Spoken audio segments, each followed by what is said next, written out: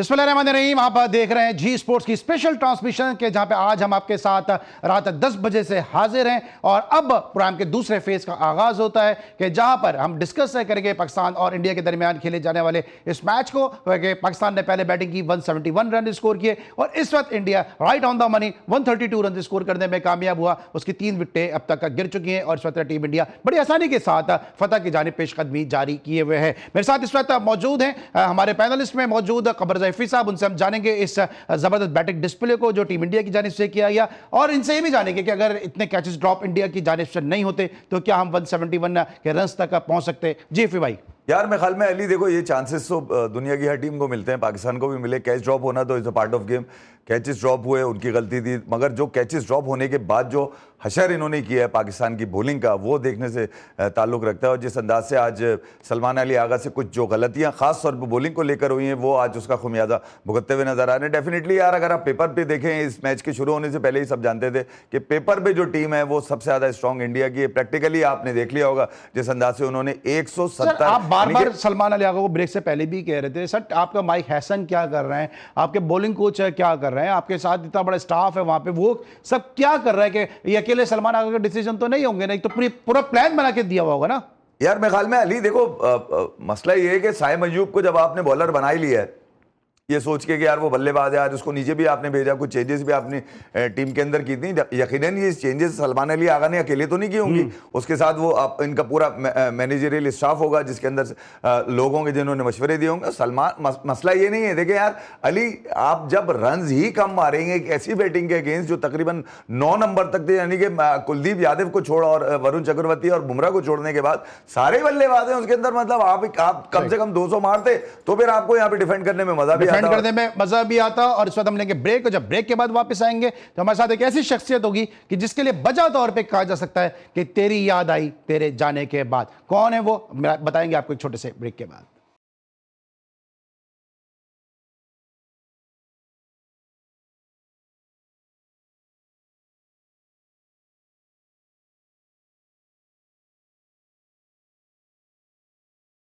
Welcome back after the break. और break पर जाने से पहले हम बात करते हैं पाकिस्तान टीम की पैथेटिक परफॉर्मेंस के हवाले से, और अब हम बात करेंगे जनाब कि जिस तरह से टीम इंडिया ने यहाँ पे पाकिस्तान के खिलाफ बैटिंग डिस्प्ले किया है। पाकिस्तान खेल के हर शोबे में जो है वो ऑफ कलर नजर आया, ना पाकिस्तान के जो है वो कैप्टनसी नजर आई है, ना पाकिस्तान की जानिब से बैटिंग में वो स्पार्क नजर आया है, और ना जो माइक हैसन की कोचिंग है वो कहीं दूर दूर तक नजर आई है। और मैंने ब्रेक पर जाने से पहले आपसे कहा था कि जब हम ब्रेक से वापस आएंगे तो हमारे साथ एक ऐसी शख्सियत होगी कि जिनके लिए बजा तौर पे कह सकते हैं कि तेरी याद आई तेरे जाने के बाद, कि जब वो पाकिस्तान की टीम की कोचिंग कर रहे थे तो उस वक्त पाकिस्तान की टीम उरूज की बुलंदियों की जानिब गामजन थी, लेकिन जिस तरह से उनको कोचिंग से हटाया गया और उसके बाद जिस तरह सरफराज को कप्तानी से हटाया गया, उसके बाद आज पाकिस्तान जो है वो इस नहज पे पहुंच चुका है कि पाकिस्तान का जो सेल्फ बिलीव है शायद वो खत्म हो चुका है। इस वक्त 19 गेंदों पे 19 रन दरकार हैं। एफएवाई से आगाज करते हैं। एफएवाई 19 गेंदों पे 19 रन दरकार हैं, और अगर जिस तरह पाकिस्तान ने विकेटें ली हैं अभी और जो पाकिस्तान अब बॉलिंग कर रहा है, अभी भी मुझे ऐसा लगता है कि पाकिस्तान थोड़ा सा जो है वो डिसहार्ट हुआ है,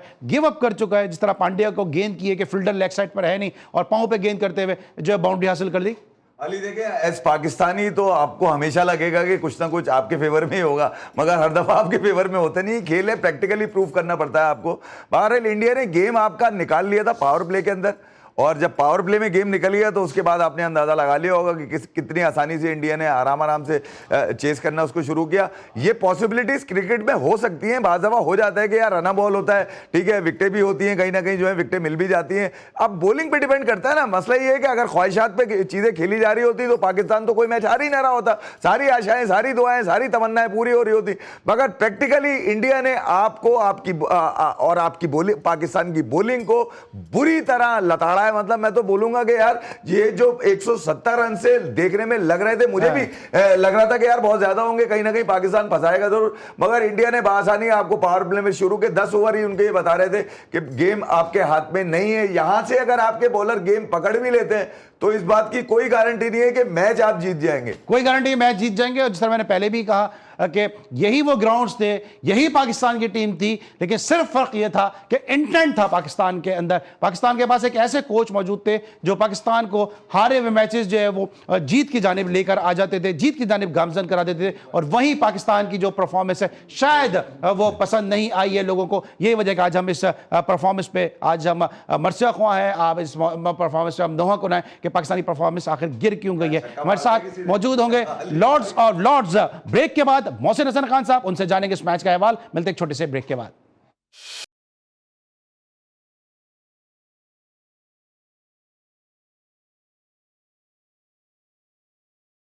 welcome back after the break. और हमें ज्वाइन किया lord of lords Mohsin Hasan Khan साहब ने। मोहसिन भाई, शो में खुश आमदेद।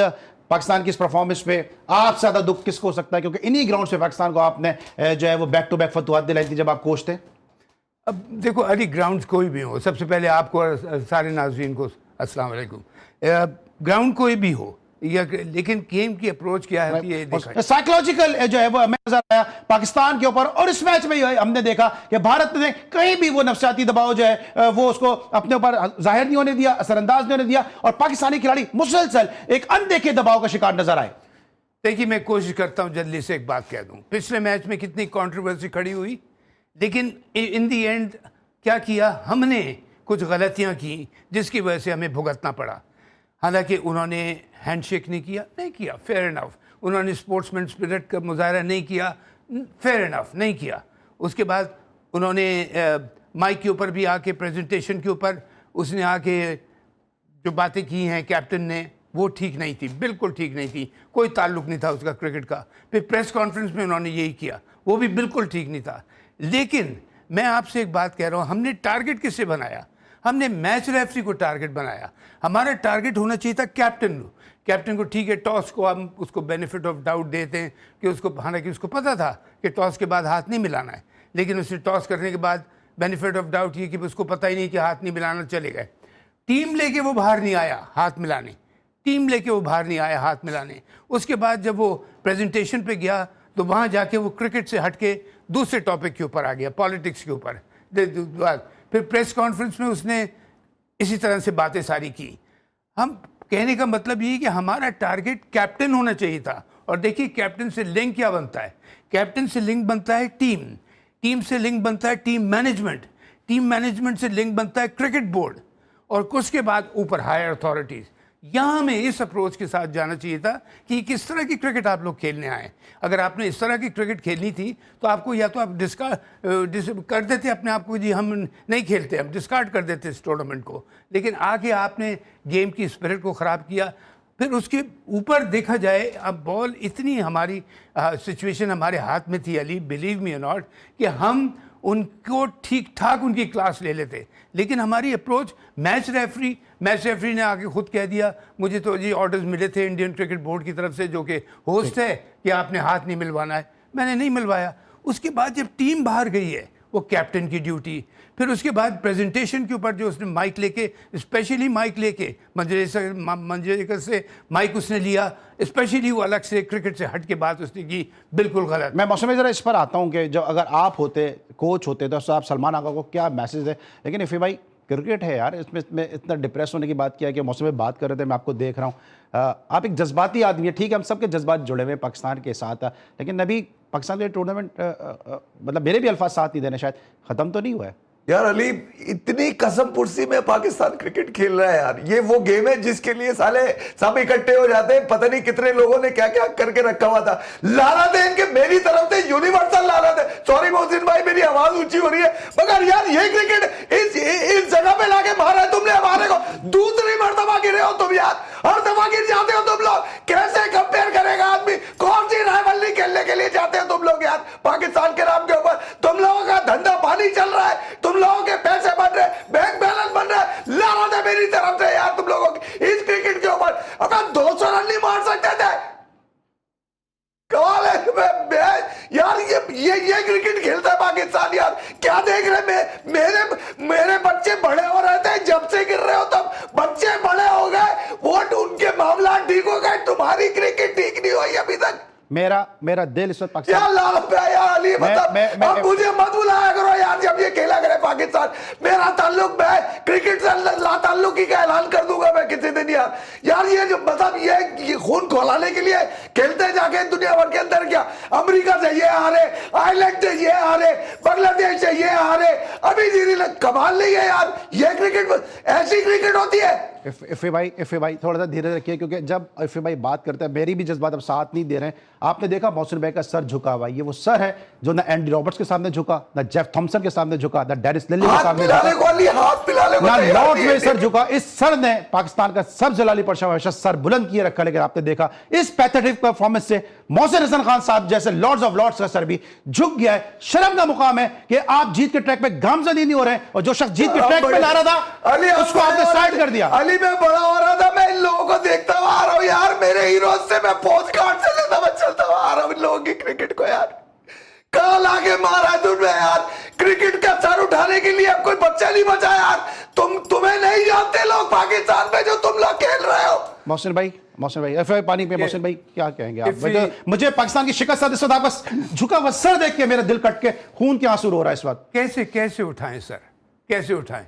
क्रिकेट हमारी प्राइड थी, है और इंशाल्लाह रहेगी, लेकिन इस तरह तो नहीं रहेगी। अब ये इफ़ी को मैं डिफेंड नहीं कर रहा हूँ, मैं आप यकीन कीजिए मैं आपको लाखों लोग इस वक्त इस शहर में, कराची शहर में या पाकिस्तान में दिखा दूं जिनकी यही फीलिंग्स हैं। क्यों? एक वजह से कि एक तो होता है खेल में हार जीत होती है, सबको पता होता है, मैं भी जानता हूँ, मैं क्रिकेटर भी रह चुका हूँ, प्लस एक पाकिस्तानी हूँ सबसे पहले, कि अफसोस होता है, हार जीत होती है, आदमी एक्सेप्ट कर लेता है, लेकिन एक उसका जवाब तो होता है कि हाँ सामने वाले बहुत अच्छा खेले, उन्होंने हमको वाकई अच्छा क्रिकेट खेल के, हम टर्निंग विकेट के ऊपर हम मर के 130 रन भी नहीं कर पाते, हम बैटिंग विकेट आती है तो उसके ऊपर हम आराम से मैच हार जाते हैं। और हारते किस तरह है सबसे बड़ी बात अली, देखिए मैं सीधी सी बात यहाँ अपने कहूँगा, अपने पाकिस्तान के हवाले से, आपके और हम तीनों के हवाले से और पाकिस्तान के हवाले से, for god's sake don't play with Pakistan. Pakistan के साथ किसी भी हवाले से हमारी फौज जिंदगी जान दे के खड़ी हुई होती है अपने मुल्क को बचाने के लिए, हमारे दूसरे सारे इदारे कोशिश कर रहे होते हैं काम करने के लिए अच्छी तरह। ये हमारा एक ऐसा खेल है कि जो खेल नहीं है, ये एक नेशनल फिगर, एक इवेंट है, ये नेशनल इवेंट है। क्रिकेट में माँ बाप बेटे भाई बहन सब साथ बैठ के देख रहे होते हैं, बाकायदा एक फेस्टिवल होता है। लेकिन उसमें भी मैं कहता हूँ ऐसे हमारे लोग हैं कि अली अगर हम मैच हार जाए ना तो लोग एक्सेप्ट कर लेते हैं कि हाँ यार आज वो बहुत अच्छा खेल गया हमसे। लेकिन मैं एक बात खत्म कर लूँ, लेकिन यहाँ जब हम देखते हैं ना कि प्लेट में रख के हमने मैच दे दिया, हम अपनी गलतियों से, बैटिंग ऑर्डर हमारा सेट नहीं हो पा रहा, आपकी टीम का कॉम्बिनेशन सेट नहीं हो पा रहा, किसको खिलाना है किसको नहीं खिलाना। आप मुझे मैं एक मिसाल दे रहा हूँ, साइम अयूब है, आप उसको यहाँ से एक स्टार बन के गया था वो बैटिंग का, 2 इनिंग्स के बाद आपने उसको जीरो कर दिया, आपने उसका कॉन्फिडेंस भी जीरो कर दिया,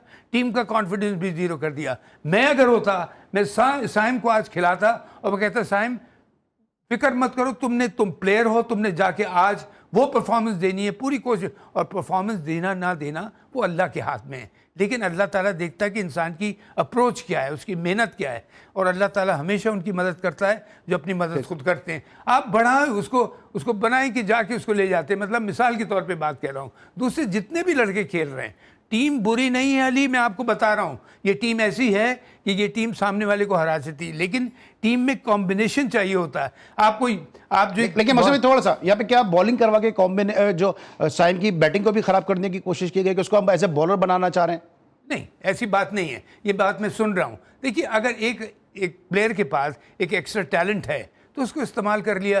जैसे फॉर एग्जांपल हफीज़ था, हफीज़ ओपनिंग बैट्समैन था या नंबर 3 पे, उससे भी नई गेंद करवा लेते थे और वो आम तौर पे 1-2 आउट करके दे देता था, तो वो बॉलर नहीं था। लेकिन यहाँ पे अगर साइम को, और फिर शॉर्टर फॉर्मेट ऑफ क्रिकेट में चाहे वनडे या T20 हो, ऑलराउंडर्स का गेम है ये, जितने ज़्यादा ऑलराउंडर, न्यूजीलैंड की टीम क्यों कामयाब होती है, उसमें 11 में से 7 या 8 ऑलराउंडर्स होते हैं, इसलिए कि वो बनाते इस तरह से, इसको ख़राब चला गया इसका दिन, इसका, तो ये रोटेशन करते हैं।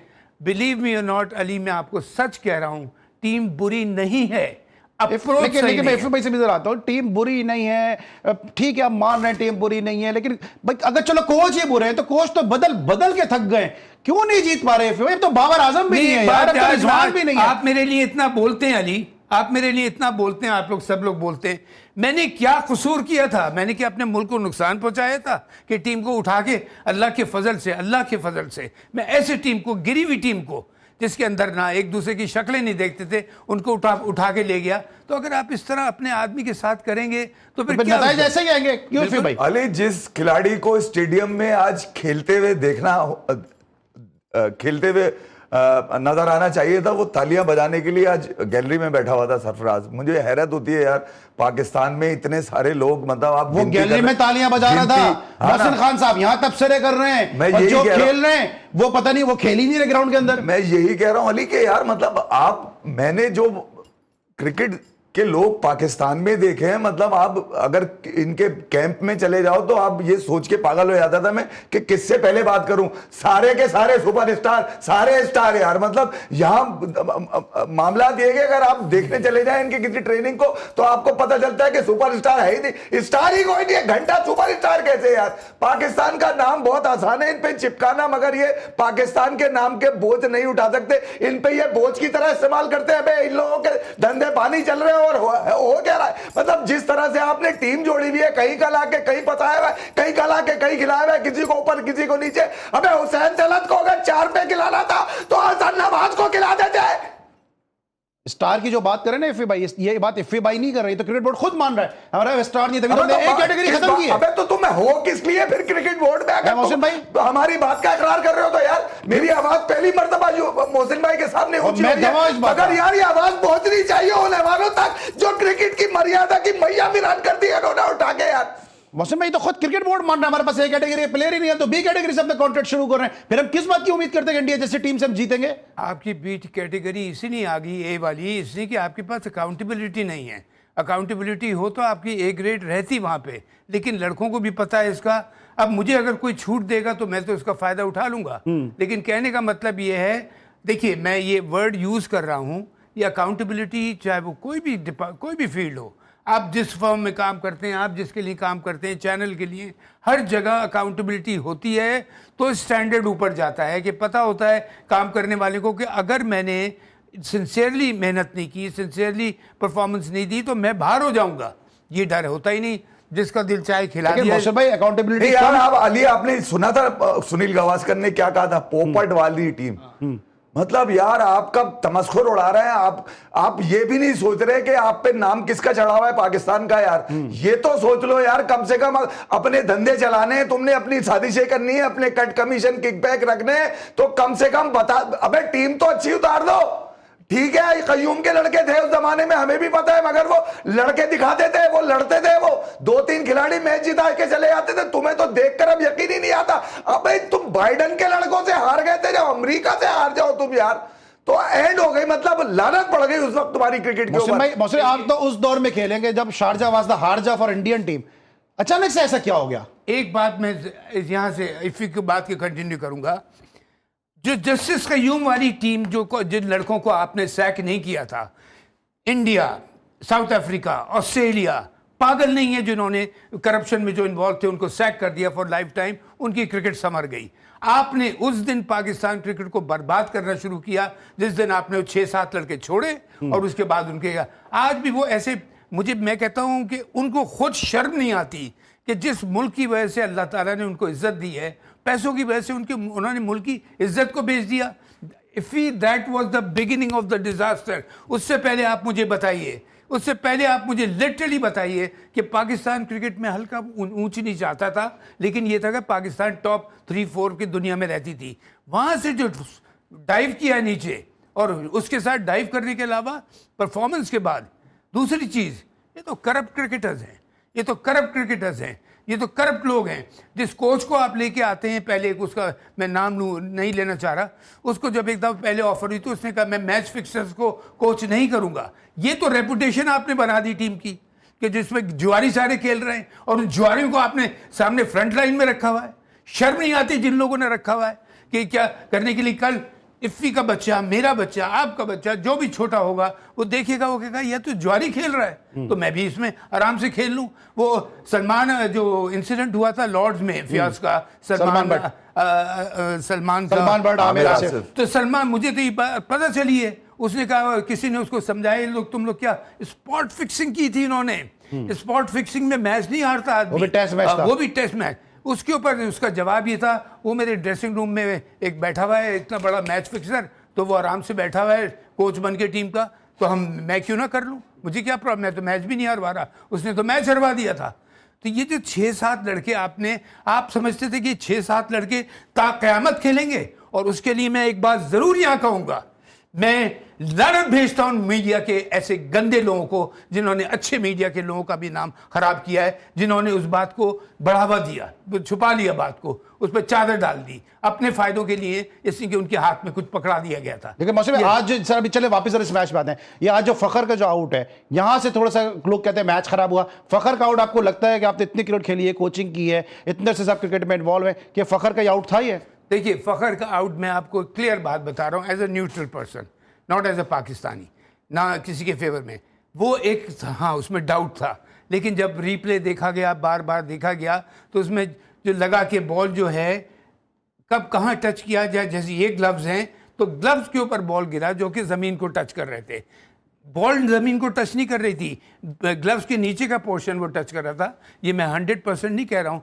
ये डाउट की बेनिफिट ऑफ डाउट उसने दिया उसको, बैट्समैन को, हालांकि थर्ड अंपायर के साथ बेनिफिट ऑफ डाउट नहीं होना चाहिए, इसीलिए थर्ड अंपायर रखा है कि बेनिफिट ऑफ डाउट का चक्कर ख़त्म हो जाए। लेकिन आप मुझे एक बात बता दिए, खुदा न खास्ता वो जो उसको अगर गलत डिसीजन था वो बिल्कुल, तो उसके ऊपर ये पूरी टीम क्या कर रही थी, उसके ऊपर ये हम उसके ऊपर सोग मनाना शुरू कर दिए थे, उसको ऐसा जवाब देते उसके बाद, करने के बाद। मैं नहीं कह रहा हूं कि मैं अगर फिर तो 50 से ऊपर की पार्टनरशिप हो गई थी ना, मोमेंटम कहाँ लूज किया पाकिस्तान ने? देखिए मोमेंटम का, अब मैं एक बात कह रहा हूं कि मैं जब बैटिंग करने जाता था तो मैं अल्लाह से दुआ करता था कि अल्लाह ताला मेरा अच्छा परफॉर्मेंस करा दे। मुझे नहीं पता था कि मैं 50 करूंगा, 100 करूंगा या 200 करूंगा, कोशिश, एफर्ट।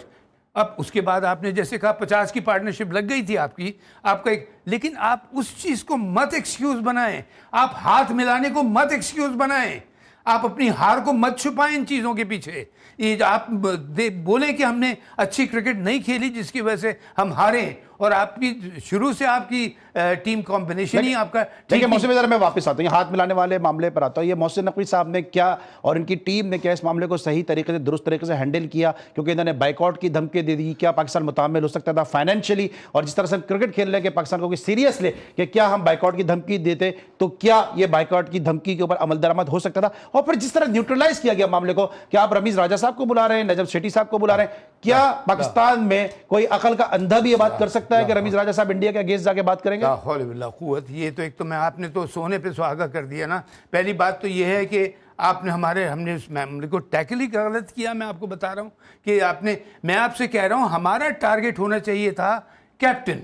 हालांकि कैप्टन को पता था कि मुझे टॉस के बाद मैंने हाथ नहीं मिलाना, मैच रेफरी, कैप्टन टीम बाहर लेके नहीं आया। कैप्टन ने जाके प्रेजेंटेशन पे जाके जो उल्टी सीधी गलत बातें की जिसका क्रिकेट से कोई ताल्लुक नहीं था, उसके बाद उसने प्रेस कॉन्फ्रेंस में जाके इतनी गलत बात की। आप कैप्टन को पकड़ते, और मैं ये बात जोर दे के कह रहा हूं, कैप्टन से लिंक बनता है टीम मैनेजमेंट से लिंक बनता है क्रिकेट बोर्ड को, क्रिकेट बोर्ड से लिंक बनता है ऊपर। वो तो कह रहा है बीसीसीआई और इंडियन गवर्नमेंट की अप्रूवल से हमने सब कुछ किया। बट अब बात तो सारी यहाँ हो गई ना, तो इसका मतलब ये देखिए ना अली, अगर आप कैप्टन हो या इफ़ी हो या मैं हूँ, अगर मुझे मेरा मैनेजर या मेरी मैनेजमेंट ये ऑर्डर दे कि तुम्हें ये करना है at any cost, I will do it for the sake of the country. ठीक है ना, आई विल डू इट। के मैं जाके कोई भी नहीं करूँगा, मैं कह दूँगा ठीक है मैं नहीं मिलाऊंगा हाथ मुझसे। अच्छा, हाथ नहीं मिलाया उसने, मैं कहता हूं बदतमीजी की इंतहा की इन लोगों ने, डिसिप्लिन के हवाले से। टीम बाहर लेके नहीं आए, फिर प्रेस कॉन्फ्रेंस पे गलत बातें की, प्रेजेंटेशन पे गलत बातें की, बदतमीजी की। आपकी कोई गवास्कर वगैरह से किसी से बात हुई इस हवाले से कि क्या किया तुम्हारी टीम ने? नहीं, मैं देखिए गवास्कर पहली बात तो क्रिकेट बोर्ड से तो लिंक्ड अप है नहीं, और फिर अभी जो इफ़ी ने बताया कि गवास्कर ने जो एक लिंक दिया, उसको वो लिंक मैंने सुना। वो देखिए उस लिंक में उसने क्या कहा, उसने एक जुमले में उसने इतनी बड़ी बात कर दी कि ये खेले हैं क्या पोपटवादी टीम, पोपट यानी दे प्लेड लाइक चिकन्स। मतलब ये कि ये ऐसी और ऐसी टीम में वो हनीफ मोहम्मद का उसने हवाला दिया। मैं जब से क्रिकेट को देखता हुआ आ रहा हूँ और पाकिस्तान क्रिकेट को, और ये इंडियन क्रिकेटर्स में आप यकीन कीजिए हमारे ज़माने में जब ये आते थे ना, तो खुदा की कसम में बड़ा बोल नहीं बोल रहा, तौबा नाउज़ुबिल्लाह, ये हमसे खौफ खाते थे कि ये तो हमको खाने के लिए पड़ जाते हैं जब फील्डिंग कर रहे हो या बैटिंग कर रहे हो। अभी आप अप्रोच देखें, लेकिन जिस तरह हैंडल किया, फिर जब रमीज राजा साहब को, नजम सेठी साहब को बुलाया, ये स्ट्रेटेजी सही थी इनकी? क्योंकि खेलना तो इनको था, ये बिला वजह में आप नहीं समझते रमीज राजा साहब के और सेठी साहब के कंधे पे रख के इन्होंने फैसला किया? आपने किसको बुलाया? डिस्कार्डेड लोगों को, डिस्कार्डेड लोगों से आप मशवरा कर रहे हैं। डिस्कार्डेड लोग मशवरा देंगे पाकिस्तान को कि उसकी बेहतरी के लिए? दोनों डिस्कार्डेड हैं, और दोनों का रिकॉर्ड मुझे तो इतना शायद पता भी ना होगा, दूसरों को पता है। एक वो उसको, एक को तो सैक किया गया था क्रिकेट बोर्ड से, आपने उसको मशवरे के लिए बुला लिया। मैं मोहसिन नकवी को, उनको क्रिकेट का नहीं पता, ठीक है, वो क्रिकेट फील्ड से नहीं बिलोंग करते, लेकिन चूज द राइट पर्सन। आपने कोच किसको बनाया हुआ है? जो टॉम डिक एंड हैरी वाला, जो किसी लीग में आके कोचिंग कर रहा है, जिसको बच्चों को संभालना नहीं आता या कुछ नहीं करना आता। मैं शुरू से एक बात कहता हूं, और मैं फिर रिपीट करूंगा, खुदा की कसम ये मैं दिलो जान से कह रहा हूं, don't play with Pakistan, play for Pakistan. Her department के हिसाब से सोचें पाकिस्तान की बेहतरी, ठीक है। अगर बुलाया था, जिस तरह अगर फॉर्मर चेयरमैन इतना अच्छा काम कर रहे होते, मैं नहीं जा रहा किसी पॉलिटिक्स में नहीं जा रहा, किसी कोई ऐसी कंट्रोवर्शियल बात नहीं करना चाह रहा, लेकिन अगर इतना अच्छा काम कर रहे होते तो फिर इनको हटाया नहीं जाता। फिर पाकिस्तान के अंदर मियादाद जैसे लोग मौजूद हैं, पाकिस्तान के अंदर मोहसिन हसन खान साहब जैसे लोग मौजूद हैं, पाकिस्तान के अंदर बड़े बड़े आइकॉनिक प्लेयर मौजूद हैं, इनसे मशवरा करते हैं कि भाई इस सिचुएशन में हम क्या करें। ये इनको तो पहले ही पता था कि इंडिया, कैसे कह सकते हैं कि इंडिया के खिलाफ मैच ना खेलें। अली देखो, दो लोग तो दुनिया से जा चुके हैं, शकुर राना और असद रऊफ, ठीक है, मोस्ट सीनियर अंपायर्स। अलीम डार आपके पास से आपके कोचेस, कोचिंग पैनल में भी है ना, वो रीजन के जो कोच हैं, वो सिलेक्शन पैनल में भी है। मैं यही कह रहा हूं ना, तो आपके पास अलीम डार जैसा जब अंपायर था, उससे आप पूछ लेते, वो आपको सीधा सीधा बताता कि भैया आप कप्तान के खिलाफ जाएं, सीधी सी कहानी लेके। मगर आपने एंडी पाइक्रॉफ्ट का गेम चलता रहा। तो मेरा अली ताल्लुक है ग्राउंड से, मैं देखना चाहता हूँ आपको ग्राउंड पे जीतना। जो दूसरे महाद है ना, डिप्लोमेटिक महाद है, ICC, PCB, BCCI, इससे ना तो मैं अप्रोच करता हूं उनको, ना मैं जानने की कोशिश करता हूं। आप ग्राउंड में मारो पकड़ के तो समझ में आएगा, ग्राउंड में फेल हो तो फिर बाकी हाथ में भी फेल ही होगे ना मेरा। आपको क्या लगता है, गलत लोगों से मशवरा किया मोहसिन नकवी ने? अली मतलब मोहसिन भाई ने बता दिया ना यार, एक तो डिस्कार्डेड है, एक सैग हुआ हुआ है, तो फिर वो दोनों मशवरे देने के लिए जो लोग आए थे, वो सिर्फ सपोर्ट देने के लिए फैसला किया मोहसिन नकवी साहब एंड कंपनी ने कि हम बाइकआउट कर देंगे मैच के, जबकि हम कर नहीं सकते थे। क्रिकेट हमारी इस मैच में खड़ी हुई है, फाइनेंशियल मैटर हमारे ये कि दिवाली होने के करीब है और बाइकआउट की हम बातें कर रहे हैं। नहीं, अब देखिए, और फिर आप पाइक्रॉफ्ट को जबरदस्ती आप निशाना क्यों बनाया बिला वजह? उसका तो एहसान है हम पे। नहीं, आप कहना कुछ और चाह रहे हैं, नाम किसी और का ले रहे हैं। आप कहें ना डायरेक्ट, लेकिन मुसीबत सबसे बड़ी बात देखो अली, मैं सीधी सी एक बात बता दूं, हमें दो चीज़ें बहुत बुरी तरह लेट डाउन कर रही हैं। एक तो हमारी क्रिकेट परफॉर्मेंस नहीं है जिसके ऊपर हम ज़रा सीना तान के बात कर सकें। नंबर 2, जो करप्शन ने हमारी क्रिकेट को बर्बाद किया है, और वो करप्ट लोग आज भी पिक्चर में सामने बैठे होते हैं। मैं तो उनको देख के, मैं यकीन करो, मैं चैनल चेंज कर देता हूं कि मुझे शर्म आती इन लोगों को देख के कि इन बेगैरतों ने अपने पर्सनल बेनिफिट्स की वजह से पाकिस्तान को नुकसान पहुंचाया। और मैं खास फिर कहूंगा ये बात, मैं उन मीडिया के लोगों के ऊपर लानत भेजता हूं जो अच्छे मीडिया वालों का भी नाम बदनाम करते हैं, कि जिन्होंने सच्चाई की बात करते हैं। इन मीडिया कुछ गंदे लोगों ने उनको सपोर्ट देके उनको बचा के रखे में, वो बैठे में हीरो बन के हीरो। आज आप मुझे बताइए कि अगर जो कॉमेंट्री कर रहा है कि उसको नहीं चाहिए था कि पाकिस्तान बताता कि क्या चीज़ सही है। एक बच्चे को अगर आप पूछ लें कि अगर अली मेरी तरफ आता है बड़े अच्छे जेस्चर के साथ हाथ मिलाना है और मैं पीट कर लेता हूं, वो कहेगा ये तो मोहसिन खान ने बड़ी गलत बात की है, अली की तो बड़ी शराफत थी। लेकिन और मैं आपको एक बात बता दूं, मैं यहाँ एक बात और कह रहा था कि अगर आज का मैच हम जीतते और मैं टीम का कैप्टन होता या कोच होता या मैनेजर होता या चेयरमैन होता, मैं कहता हम जाएंगे हाथ मिलाने, हम उनकी तरफ जाएंगे। अगर वो नहीं आते तो हम वापस आ जाएंगे। हम प्रेजेंटेशन में कोई बकवास नहीं करेंगे उल्टी सीधी, हम क्रिकेट की बात करेंगे, हम यहाँ खेलने आए। जो महाज था जिसकी तुम बातें वो कर रहे थे, उसके ऊपर उनको सबक मिल चुका है, अल्लाह ताला ने उनको सबक दे दिया बहुत ज़बरदस्त, जिसके ऊपर लेकिन उसकी बात करने की ज़रूरत नहीं थी। हम क्रिकेट खेलने आए, हम क्रिकेट की बात करेंगे। वो स्पेशली माइक लेके बात कर रहा है। आप उसके ऊपर वो क्यों नहीं गए? तो कहने का मतलब ये कोई एक्शन उस पर नहीं ले रहे थे मोहसिन हसन खान साहब, जिस तरह खुद ग्रेसफुल पर्सनैलिटी के मालिक हैं, बता दिया उन्होंने ग्रेसफुली किस तरह इस मामले को हैंडल किया जा सकता था। Thank you so much lord of lords Mohsin Hasan Khan साहब, आप हमारे साथ मौजूद थे। Thank you so much Iffi भाई। थोड़ा सा आप डिप्रेस भी हुए, लेकिन जो इफ़ी भाई के जज्बात हैं वो हर पाकिस्तानी के जज्बात हैं। हम भी शायद अगर ऑन एयर नहीं होते या स्क्रीन पे नहीं थे, एशिया कप जीते अभी चांस है आपके पास। श्रीलंका बांग्लादेश को मारे 6 से। अबे जब मारो ना इनको, बांग्लादेश श्रीलंका मारो, फिर खेलो फाइनल संडे को। चलो फिर खेलेंगे फाइनल, और फिर जो है वो एक बात ऐड कर रहा हूं इफ़ी की, जहां तो आप इमोशंस की बात कर रहे हैं वो सब तकरीबन ऐसे है, लेकिन अभी हारने जीतने की बात नहीं हो रही कि अभी हम आउट नहीं हुए उससे।